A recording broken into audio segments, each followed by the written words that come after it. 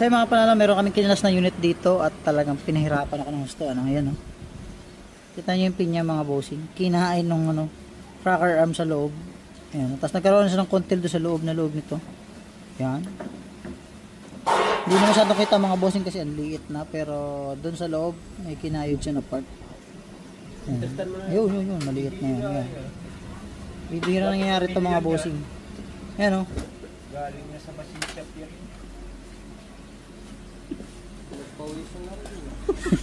Naukab mga boss. So dito napakahirap niya bunutin. Nahirapan kami ng gusto.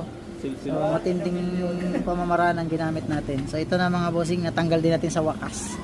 So ingat-ingat kayo sa mga motor nyo. Pa-check up nyo rin pamisa-misan para nakikita kung may problema, no? So kung nag-lock to, edi wala na.